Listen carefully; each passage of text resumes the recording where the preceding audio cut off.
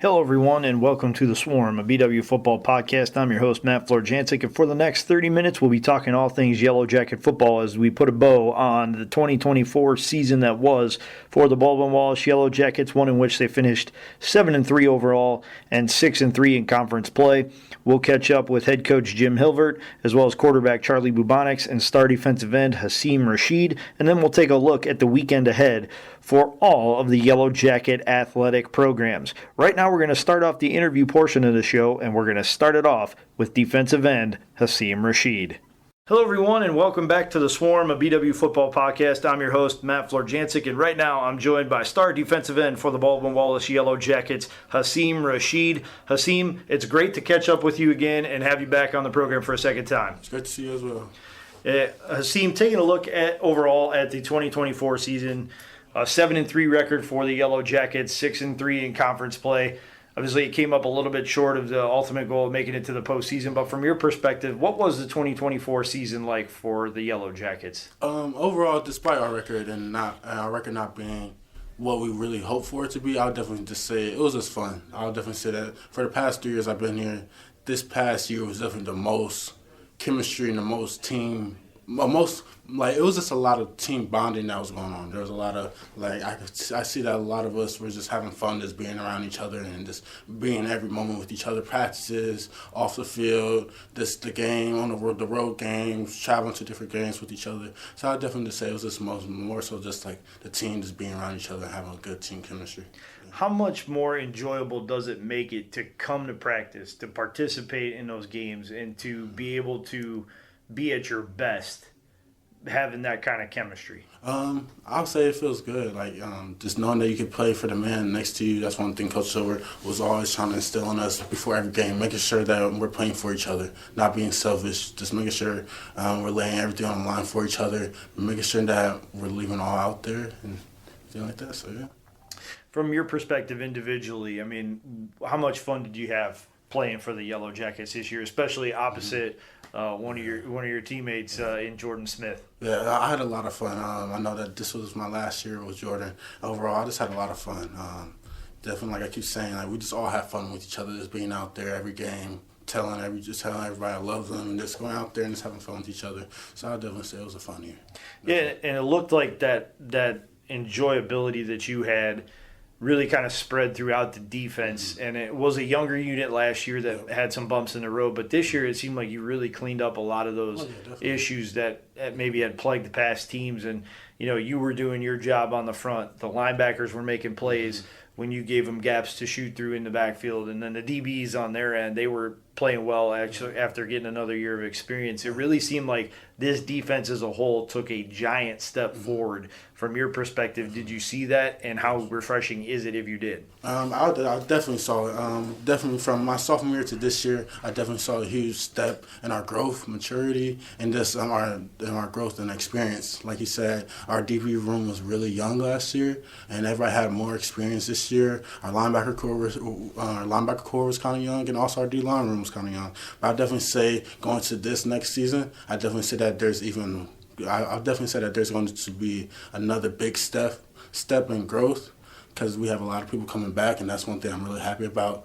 Majority of our whole entire defense is coming back, so it's definitely really exciting just to see the amount of growth that we're going to have going into next year. And it's an opportunity for you to be a leader for this defense next year with Jordan, graduating. Now it's your time to set the tone, and you really have been setting the tone for a couple of years. I mean, let's be honest, you've been making some plays. You had a scoop and score last year. You had a lot of sacks this year as well. I mean, you've really been setting a tone from an example standpoint for 2 years, but now it's really your turn to be that leader up front for the defensive line.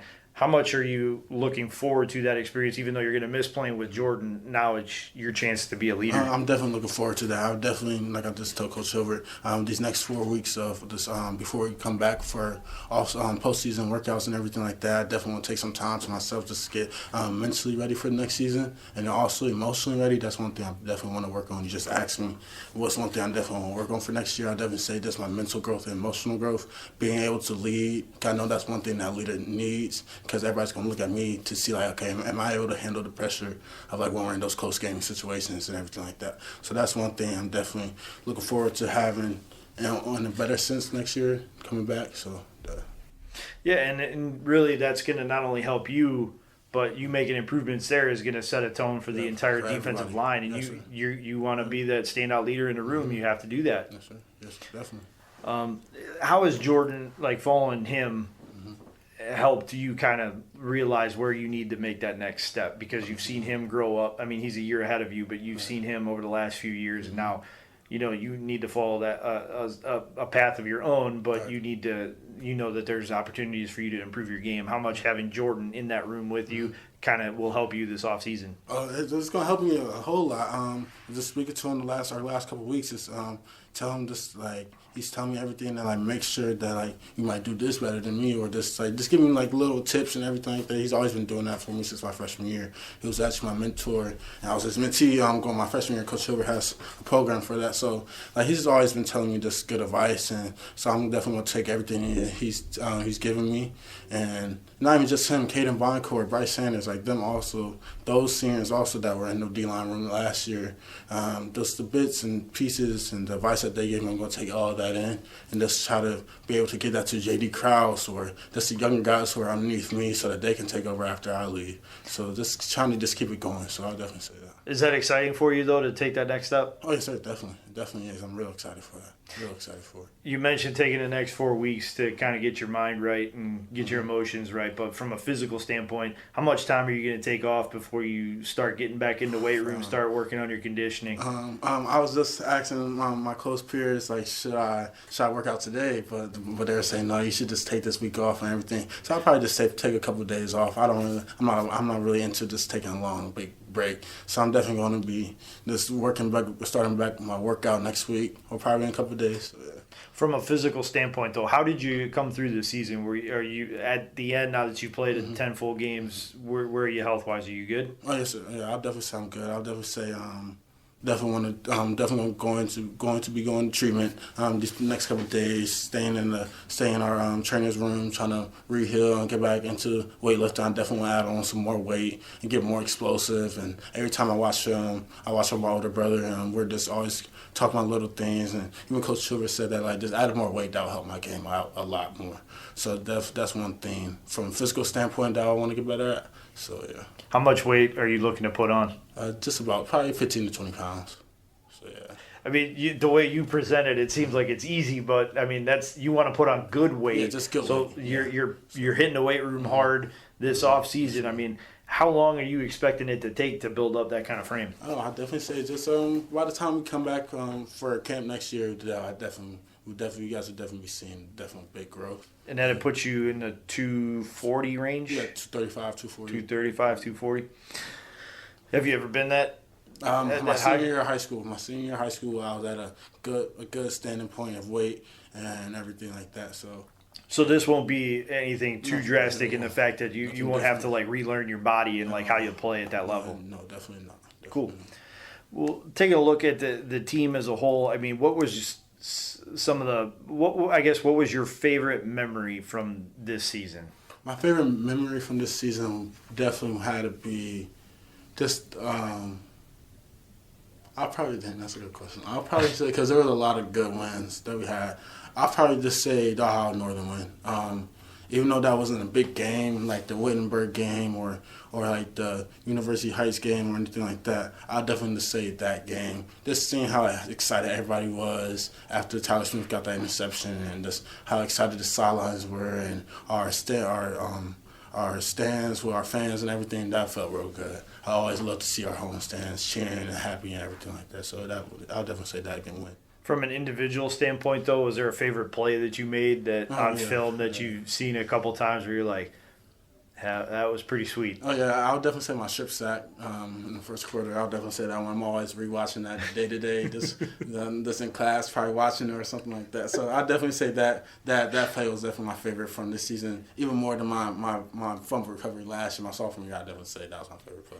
That was a pretty incredible fumble recovery. So you must really like that strip sack that you had this year. Yeah, I'm this type that I like to tackle and make a big hit instead of doing something like that. So, yeah, from a selfish standpoint, I've loved watching you play because every time you get in the backfield, I'm like, oh, I feel bad for the quarterback because he's about to get hit, but I like watching you play because I think you bring a lot of positive energy and you bring that playmaker ability. You have that kind of like mystique about your game where when when you or Jordan get loose and get past the tackle, you're like, So somebody's about to get hit. Yeah, somebody's getting hit. The ball might come out, and this is about to get fun. So I appreciate you and everything that you do for the Yellow Jackets. Of course, yes, I love BW. It's absolutely a blast to watch you play, and I look forward to seeing what the future holds for you next year. And hopefully, when you put on that weight, you can be even more explosive and make more plays. You guys will definitely see it. I appreciate you.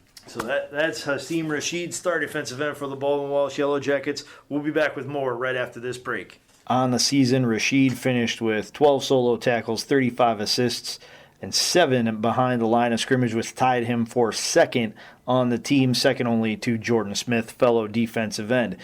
Rashid also finished with 3 sacks, 1 pass breakup, 2 quarterback hits, and a forced fumble for the Yellow Jackets, and he'll be looking to elevate that play even more so next year when he becomes a senior leader for the Yellow Jacket defensive line. Now we're going to send things over to our interview with quarterback Charlie Bubonics. Hello, everyone, and welcome back to the Swarm, a BW football podcast. I'm Matt Florjancic, and I'm joined now by the starting quarterback for the Baldwin Wallace Yellow Jackets, sophomore Charlie Bubonics. Charlie, it's always good to catch up with you. Thanks for joining us here on the Swarm once more. Yes, thank you for having me on again.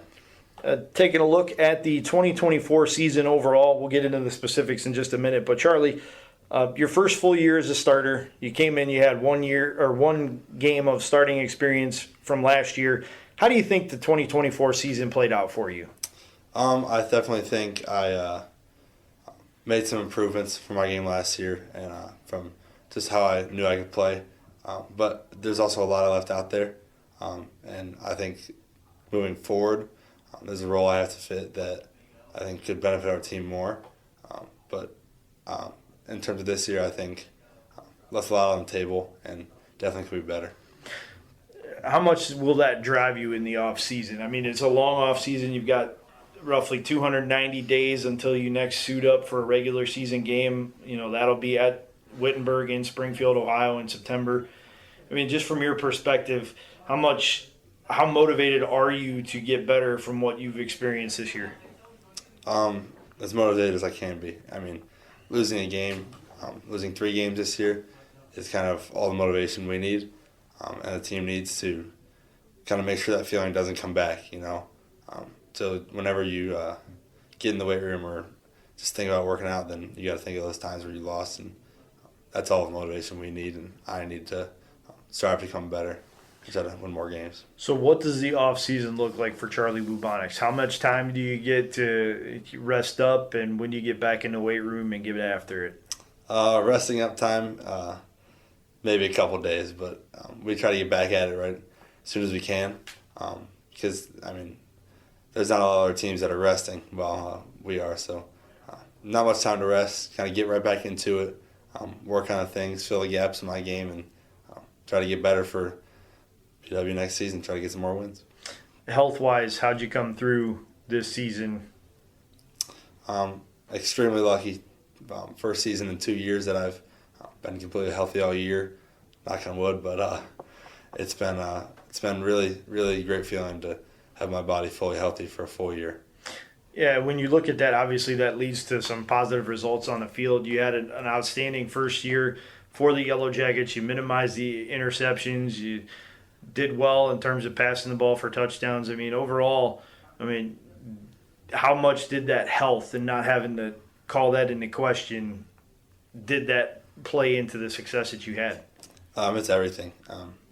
I feel like last year playing injured, I couldn't play as myself and couldn't play as confident as I did this year. So feeling good is playing good, and playing good is feeling good. So you got to look good to feel good. You got to feel good to play good, and then you got to play good to be good. So I get it. Where you mentioned, leaving some opportunities out on the field. What do you specifically mean? Like, what are some of the things that maybe you see on film that maybe some of us who don't look as granularly at the game that we can overlook, but you see? Yeah, it's just from simple stuff as missing receivers and missing open guys, down to even smaller details of staying comfortable in the pocket, maybe staying that extra second longer to wait for another guy to come open, but mostly just staying confident in myself and in times of low confidence making mistakes that I don't usually make. So kind of getting down to the nitty-gritty. It's all about me in my head and what I should do, and then a few subtle physical areas that I need to tune up for next season. So how long is it till you pick up a football again and call up some of your receivers and say, hey, why don't you meet me at the practice field? Let's go run some routes. Not long. No, those guys are eager to keep catching footballs. I'm eager to keep throwing them. And there's nothing better to do than throw those guys and build that connection as long as you can, as much as you can, up until next season. When you look at, obviously this would be the first week of the playoffs for you. I mean, does that sting a little bit? Does that add to the motivation knowing that there's 40 teams that are prepping for postseason and unfortunately you're not one of them? Yeah, I mean, it definitely stings a little bit watching teams, especially teams that are in your conference, make it to the playoffs when you guys know you have the capability to and know you have the ability to play in those games. And it's just another driving factor that we have to use, another motivator. But yeah, definitely causes a little hurt to watch those teams go on while you have your season end. Especially when one of those teams, your cross-county rival, you were within a less than a touchdown difference on the scoreboard, and they're moving on to a new conference. Those are the kind of moments that, from an outsider's perspective, they seem like they would sting a little bit more. Is that where you're at with it too? Yeah, that one hurts. And you'd love to get that chance again, but fortunately they're leaving and we're moving on from that. So we have nothing to do but let that motivate us now. So. Yeah, take a look at what you have coming up in 2025. It's a little bit different. You start off with the non-conference game. It'll be at Wittenberg, and then you get a mid-season non-conference game against Rose-Hulman, the two conferences, the OAC and the Heartland Collegiate Athletic Conference worked out a deal where you're going to be a non-conference opponent for each other. You get them coming here. I mean, what are your thoughts on playing a mid-season non-conference game, and how could that be a positive for you to kind of refresh from the grinder that is 9 straight OAC games? Yeah, it definitely is a change-up. Playing the OAC is tough, but I feel like every game's the same. Every game's prepped the same. So Rose-Hulman's not going to be a weak opponent. No. And we're going to step up and treat it as any other game and not see it as a break, really, because we're going to have to treat them as every other team. Yeah, is it more, I guess I should have worded it this way, is it more of an ability to reset in mid-season to say, hey, okay, we're familiar with all these guys, but this is an opportunity to reset and really get into the game prep and embrace the game prep for an opponent that you're not familiar with? Yeah, that's a accurate way to put it, more of a reset. See a team that we don't usually know. I don't know if BW's played them in their history, but we haven't played them in recent years. So, definitely a reset, to change of pace, and then we'll see how that goes. We'll ask you 2 more questions before getting on here, Charlie. One thing that you're really going to have to or really want to improve on in the offseason, that'll be question 1. And then question 2 is, what's your favorite moment from the 2024 season? I'll say one thing I want to improve on is just that leadership. Being a team guy in the locker room, I'm just trying to build my role for this team and just kind of help push this team to the next step. And then one thing, my moment from this year, I don't know, these last 3 games, just kind of embracing my time with the friends I've made for life in these seniors, in this senior class, and how special they've been to me. Some great role models. I'll just say, after this Heidelberg game, close win, after this Ohio Northern close win, those are the moments that I'll miss and I'll cherish for the rest of my time. Bonus question, because you mentioned it from a leadership standpoint. You're losing a lot. You're losing nearly 24 teammates to graduation. But from your perspective, because your position is a natural leadership position, I mean, how have you grown as a leader, and how have you taken the lessons that you've learned and then applied them to help the next class that comes in? I think it's just about being accountable. I think you have to do all the right things yourself before you can tell people what the right things are to do. And just building a environment of accountability that these seniors have sort of left behind and sort of laid the groundwork for is super important for this next coming years and this next coming teams, especially next year. So we're going to try to roll with that and become a stronger and better-led, player-led team. Well, Charlie, thank you for the times that you've appeared here on the Swarm, and also thank you for everything you've done in the brown and gold this year. It was a pleasure to watch you kind of come of age a little bit and really grow into your role as a starting quarterback.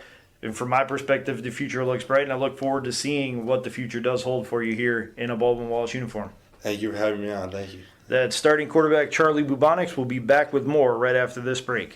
On the season, Bubonics completed 214 of his 297 attempts, 72.05% for 2,146 yards, 25 touchdowns against 6 interceptions. He also added 3 rushing scores and started all 10 games for the Yellow Jackets after only starting 1 during his freshman season. Now we're going to turn things over to head coach Jim Hilvert and get his breakdown of the 2024 season. I'm now joined by the head coach of the Baldwin-Wallace Yellow Jackets, Coach Jim Hilvert, and we're going to take a look at the 2024 season as a whole. But before we do that, thanks again, Coach, for joining us. It's always a pleasure to talk with you. Matt, thanks for having me on. I appreciate it.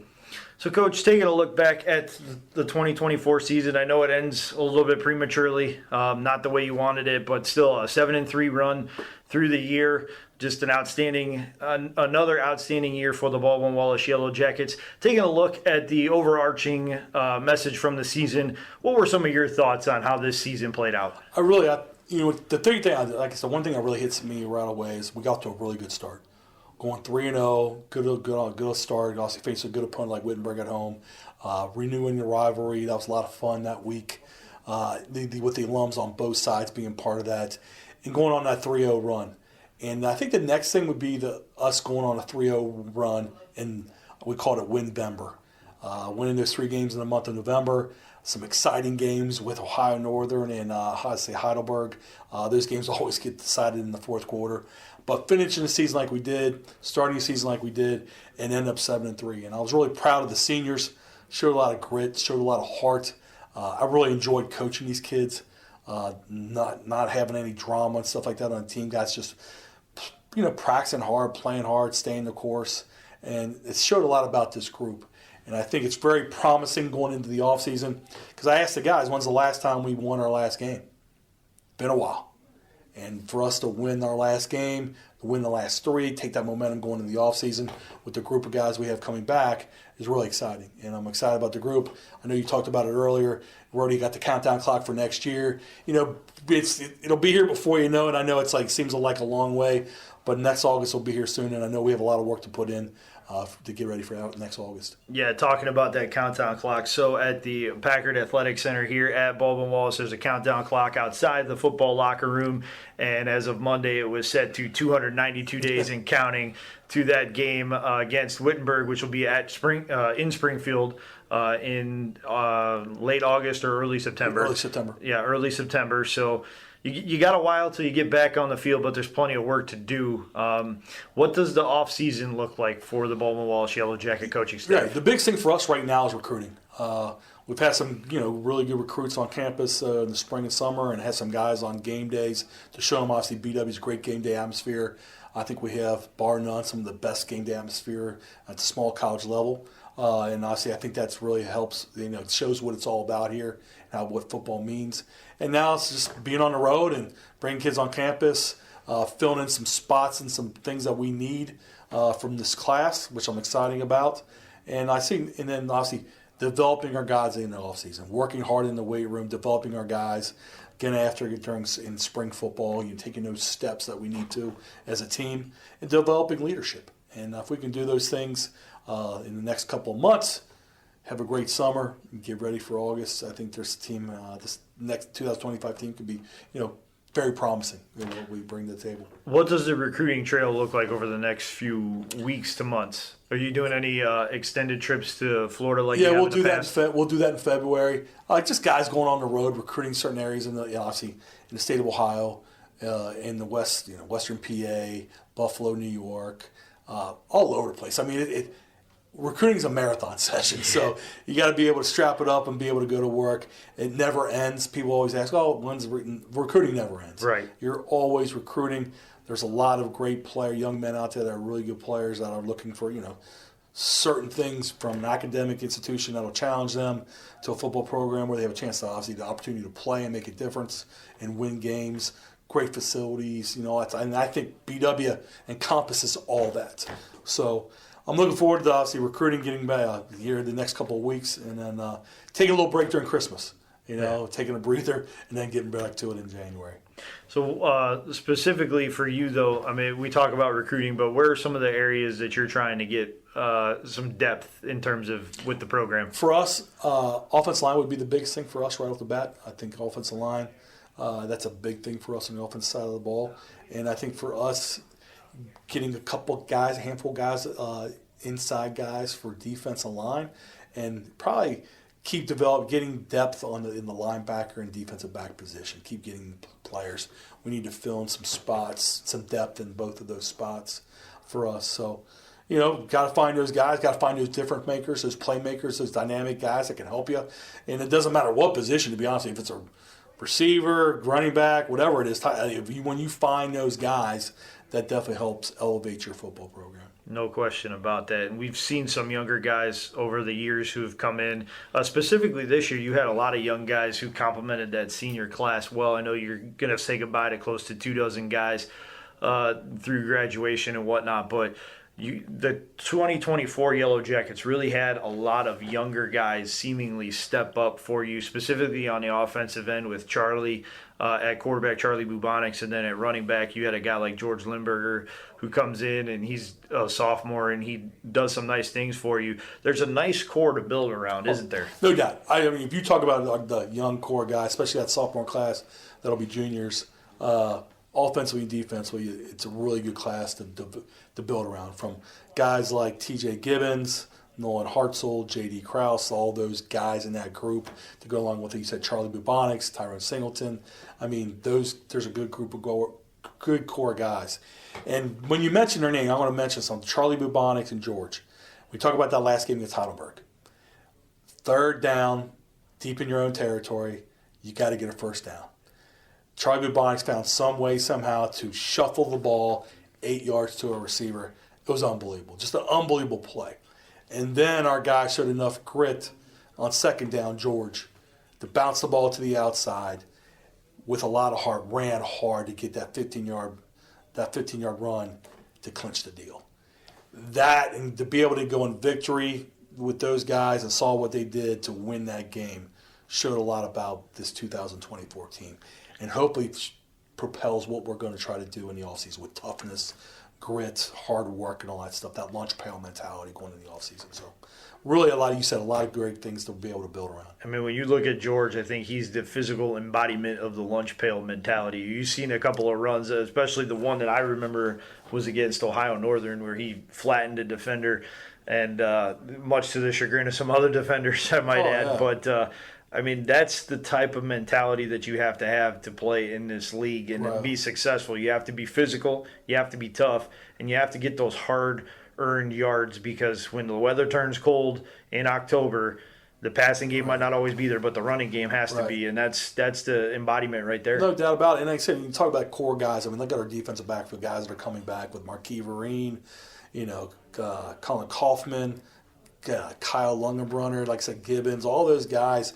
They're all coming back. And you talk about the Hartzell, the Don Trombas, and Hasim Rashid, those guys. You get really excited about when you talk about all those guys that are coming back for the 2025 run. And every team's different. Obviously, 2024 team was different than what the 2025 team is. But you like the momentum and what's the positive energy that's going on. Yeah. So taking a look at your 2025 schedule, Coach, there's some things that are set. You're going to be starting at Wittenberg, and then with University Heights leaving the OAC, you get that another non-conference game, and I think we reached a deal between the OAC and the HCAC, Yes. is it? And we'll play Rose Holman. That'll Yep. be our other out of conference Is game. that on the road as well? It'll be home. So What do you think about that agreement with the two conferences coming together and partnering like that? It just helps with people getting games. Being able to do that. You play different conferences. I think it's good for the kids. You're traveling from here to there, seeing what teams are about, what conferences are about, the competition, the level of competition, all that stuff. I think goes a long way. And then obviously you'll have your normal, or now normal 8-game, OAC schedule. So, yeah, I'm excited about it. To be able to play Wittenberg again now at their place, and then being able to have Rose-Hulman come to our home. Yeah, and then that Wittenberg rivalry still is nice to have. You had it this year, welcomed them here, and then you get to see the other half of it and go there. That's got to be nice to be able to have those 2-year agreements where you don't have to, once you agree to a game, a series, a home-and-home series, you don't have to worry about necessarily having to go find another non-conference opponent right away. No doubt about it. I think it makes things your life a lot easier as a coach, and obviously as an AD with Steve Thompson when you have those 2-year agreements. And having agreements with conferences, if it's the MIAA, the Heartland Conference, the North Coast Conference, whatever it is, that those games are scheduled and they're locked in, and be able to have that two-year thing with whoever you're being employed. What do you think about the Rose-Hulman, though? I know it's a ways away, but from a program standpoint, where they're at and where they've come from, it's a nice challenge. He's done a great job there. I know, like I said, they've won the conference a couple of times. It's a smart school. Kids come from different places because there are obviously a lot of kids that are interested in engineering. Mm-hmm. So they're well coached. I know, obviously, we're going to have to be ready to play against those guys. Well, Coach, we'll end on this one. I'm going to ask you maybe a question that seems easy, but it might be difficult for you. Top moment for you for the year? What was the best moment for the Yellow Jackets this year? I'll give you two. The 2-point conversion stop against Ohio Northern, and getting that first down with George to clinch the victory against Heidelberg. Those two moments, the last 2 weeks were unbelievable. To have the seniors go out on a winner as a winner, so it made my year. Yeah, no doubt about it. They deserved it, and they got it, and it was good to see. Coach, thank you very much for taking all the time this year throughout the weeks to talk with us. I greatly appreciate it, and I look forward to seeing what the future holds for you here at BW. Appreciate it, Matt. Thank you. That's head coach Jim Hilvert of the Baldwin-Wallace Yellow Jackets. We'll be right back with more right after this break. Our thanks go out to Coach Hilvert, who was gracious with his time all season long, talking to us here on The Swarm. Taking a look at the weekend ahead, the men's and women's swimming team will compete at Malone University on Saturday. The first events get underway at 10 a.m. down in Canton. And then the women's and men's wrestling teams will have back-to-back duels, a doubleheader, if you will, as the women's team hosts Delaware Valley at 7 p.m. and the men will take to the mats at 8 p.m. That's just a kickoff to what is a busy weekend ahead, as the women's swimming and diving teams and the men's swimming and diving teams will compete in the second day of the Malone Invitational in Canton, with the first events starting at 9 a.m. on Saturday. The men's wrestling team will host the BW Invitational on Saturday, with first matches set for 10 a.m. And then the men's basketball team will host Ohio Northern at 2 p.m. at the Ersprung Gymnasium. And our final event of the weekend, the BW women's wrestling team will host the first ever BW Open, with the first matches set for 10 a.m. Want to send out some thank yous to my guests, Hasim Rashid, Charlie Bubonics, and head coach Jim Hilvert, and thank everybody associated with the Yellow Jacket football program who joined us here on The Swarm this season. It was a pleasure documenting the 2024 season for the Baldwin-Wallace Yellow Jackets, and it's less than 300 days until the Yellow Jackets kick off the 2025 regular season at Wittenberg University in Springfield, Ohio. For everyone here at Baldwin-Wallace, I'm Matt Florjancic, saying make today better than yesterday and make tomorrow better than today. And as always, go Jackets.